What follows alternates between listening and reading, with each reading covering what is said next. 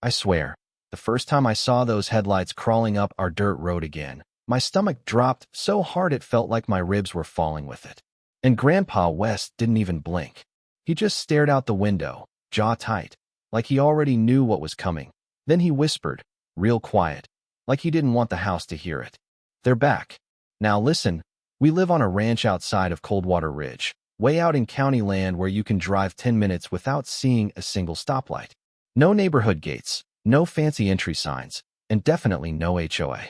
We got cattle, wind, dust, and a fence Grandpa built with his own hands back when my mom was still in high school. That fence stood for almost 50 years, until 3 black SUVs started treating it like a punching bag. Every day, same time, same routine, like a job. And no, these weren't cops. They weren't even real security. They were wearing navy blue uniforms that looked like they came from the Halloween aisle at Walmart, plastic badges clipped to their chests like toys, and they drove around with these community compliance decals slapped on their doors like that made it official. The first day, one of them stepped out holding a clipboard and yelled like he owned the air. "Inspection for property violations." Grandpa West walked up holding his coffee mug, still calm, still polite, and he goes, "Son, this is county land. You lost." That guy smirked and said, "You're under new jurisdiction now." Grandpa actually laughed, a short little breath like, "No way this is real life. New jurisdiction? Out here." And the fake officer pointed at our fence like it offended him personally. "This fence is non-compliant." That's when I realized something. They weren't confused. They weren't mistaken. They were testing us. They wanted to see if we'd fold. Over the next week, they escalated like clockwork. First, it was paper warnings thrown in our mailbox, printed on thick fancy paper with shiny logos that looked almost legit if you didn't stare too long. Then it was fines for tall grass, even though our grass was shorter than my patience at that point. Then they started showing up at night, pounding on our gate like they were serving a warrant. And Grandpa kept saying the same thing, over and over. "We don't have an HOA." But they acted like he was lying, like he was some broke little rebel refusing to obey a higher power. By day 10, the invoices turned nasty. $1,200, then $2,500, then $3,000. They'd toss them over the fence like insults, like feeding scraps to a dog. And every single one said the same thing at the bottom in bold letters. "Final notice before enforcement action." I started recording. Every interaction, every uniform, every plate number I could catch.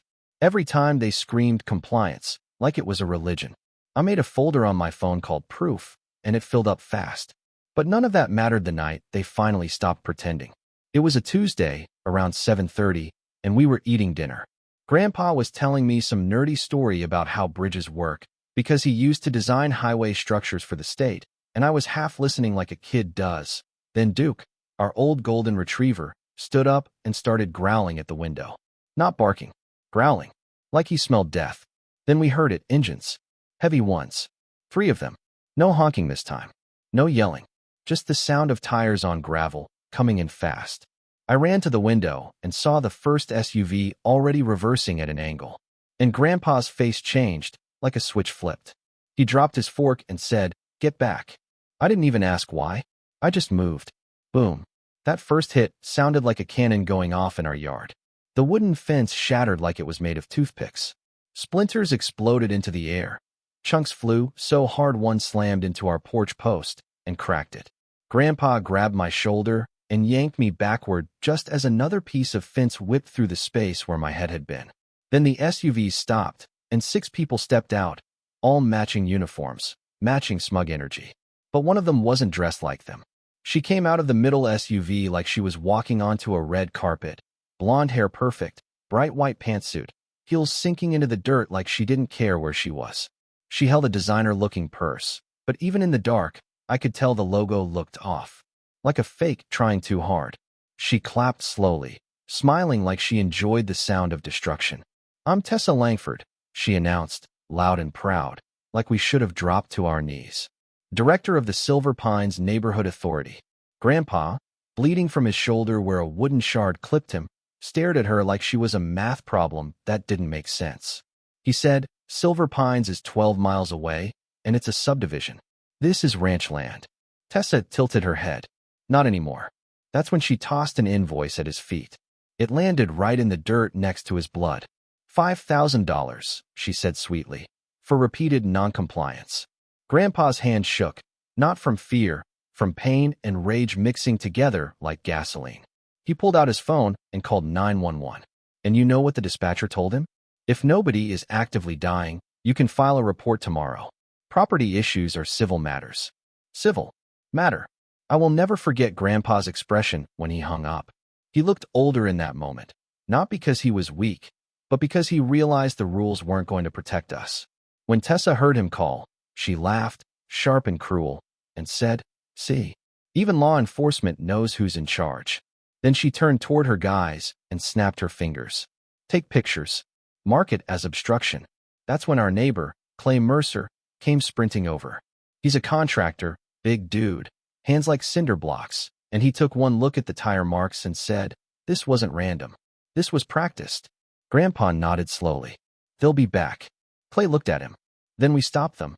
The next morning, Clay drove Grandpa to the county office because Grandpa couldn't lift his arm without wincing. They pulled records, deeds, maps, everything. And guess what? Tessa Langford was real. She was actually the president of Silver Pines HOA, but their boundaries ended exactly where ours began. No expansion filed. No legal paperwork. No nothing. Just intimidation wearing a blazer and a fake badge. And the deeper Clay dug, the uglier it got. This wasn't just us. Tessa had been doing this to other people too, mostly older folks living alone. She'd hit them with fees, harass them for weeks, then do property damage just scary enough to make them feel helpless.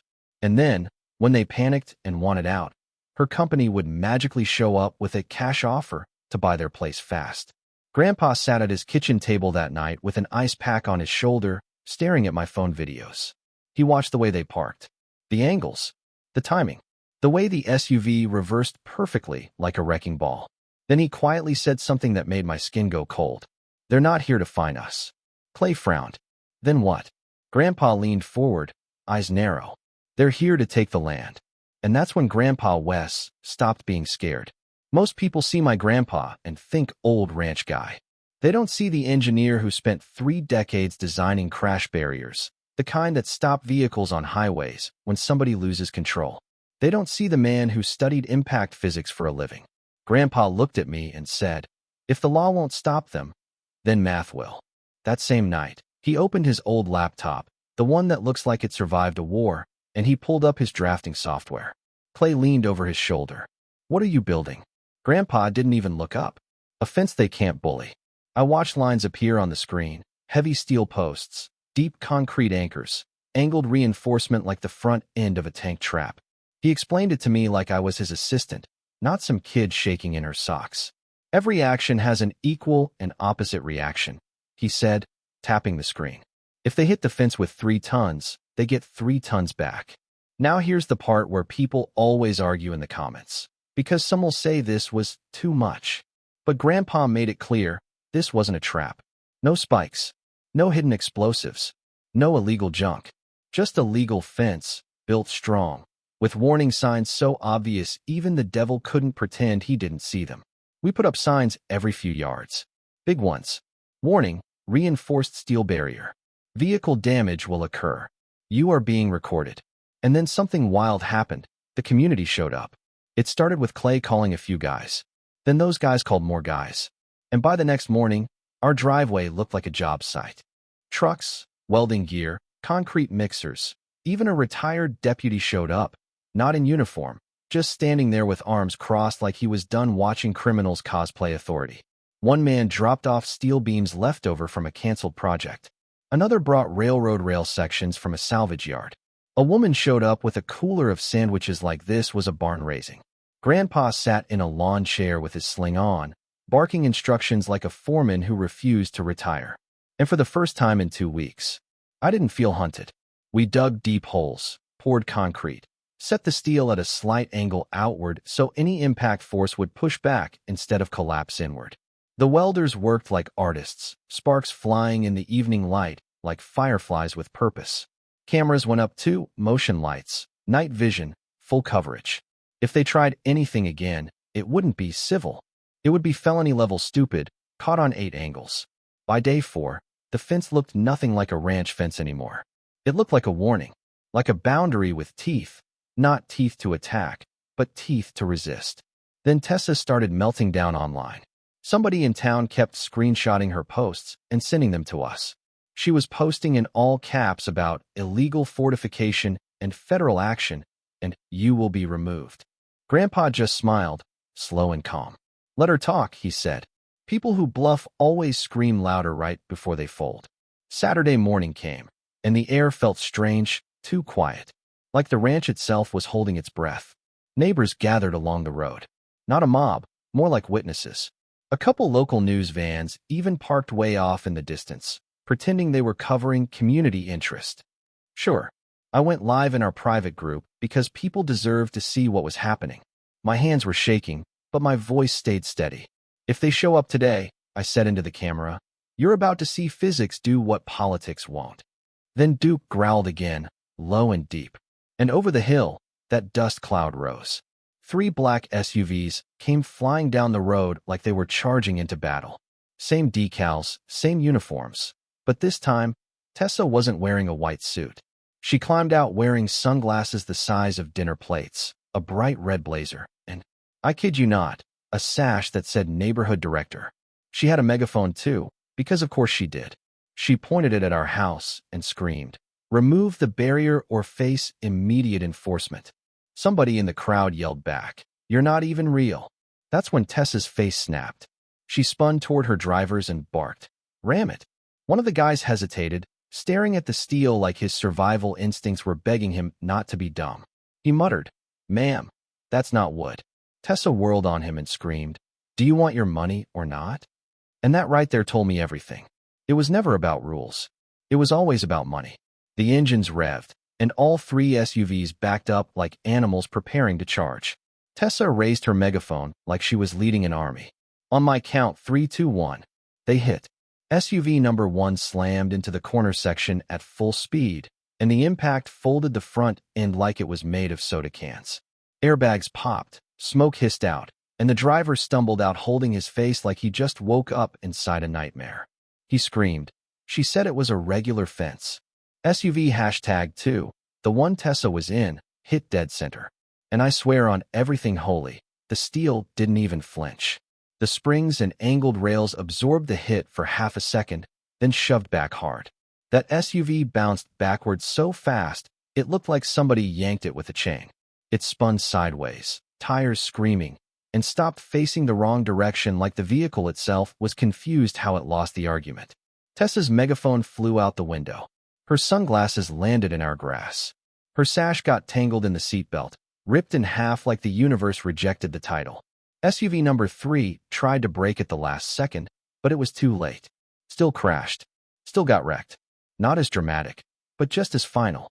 When the dust cleared, 3 destroyed SUVs sat in our driveway like broken toys. The fence? Perfect. Not a dent. Not even a scratch. Tessa crawled out of the wrecked vehicle coughing, hair messed up, blazer dusty, screaming like a spoiled child who just got told no for the first time in her life. "You people are insane," she shrieked. "I have authority." And Grandpa West stood up slow, arm in a sling, and said the calmest thing I've ever heard in my life. "No, ma'am. You have a costume. And right on cue sirens. Real ones." County sheriff units rolled in fast, blocking the road. Deputies stepped out, hands on belts, eyes scanning the scene like finally, someone made this impossible to ignore. One deputy walked up to Tessa and said, "Tessa Langford, you're under arrest." She blinked, stunned. "For what?" "I'm an HOA director." The deputy didn't smile. "For fraud, extortion, criminal mischief, conspiracy, and assault with a vehicle." Tessa's face twisted like her brain couldn't process a world where she didn't win. And she screamed one last time, loud enough for everyone to hear. "This isn't over. Now here's the thing, that should have been the end, right? Perfect justice story, roll credits, feel good. But I'm going to tell you something that still bugs me." 2 days after her arrest, somebody drove past our ranch at midnight. Slow, quiet, no headlights. And when Grandpa checked the road the next morning, there was a fresh set of tire tracks stopped right at the fence line. Like someone was measuring it. Like someone was taking notes. So I don't know if Tessa was the whole operation, or just the loudest face of it. I don't know if she had partners, investors, someone higher up pulling strings. All I know is this: bullies don't always quit. Sometimes they just regroup.